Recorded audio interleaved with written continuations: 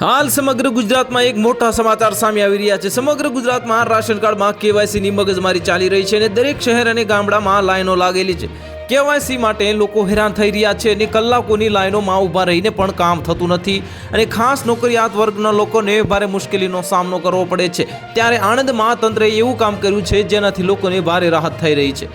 આણંદમાં કેવાયસી માટે તંત્રએ શું આવકારદાયક જે કામ કર્યું છે અને સમગ્ર ગુજરાતમાં રાશન કાર્ડમાં કેવાયસી માટે ભારે મગજમારી ચાલી રહી છે, તો લોકો લાઈનમાં છે અને સરકારનું વહીવટીતંત્ર સર્વર ડાઉન હોવાનું કહી રહ્યું છે, જેના કારણે લોકોને આખો દિવસ લાઈનમાં ઊભા રહ્યા બાદ જ્યારે નંબર આવે ત્યારે પણ હાથ લાગે છે માત્ર નિરાશા।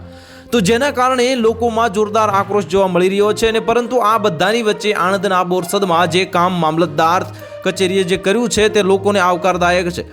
અહીં દિવસ દરમિયાન કેવાયસી કામગીરી ચાલી રહી છે અને જેમાં લોકોની ભારે ભીડ હોય છે, પરંતુ દિવસ દરમિયાન નોકરી ધંધે અને ખેત મજૂરી માટે જતા લોકો હેરાન થતા હતા।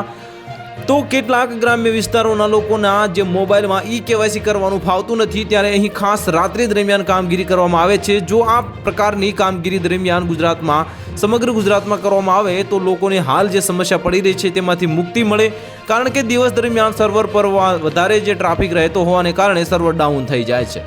તો હાલ માટે આટલું જ। મળીશું નવી અપડેટ સાથે। જો તમને અમારા વિડીયો પસંદ આવતા હોય તો વિડીયોને લાઇક કરી દેજો, ચેનલને સબસ્ક્રાઇબ કરી બાજુમાં આવેલા બેલ આઇકનને દબાવી દો, જેથી તમને આવા સમાચારની અપડેટ મળતી રહે।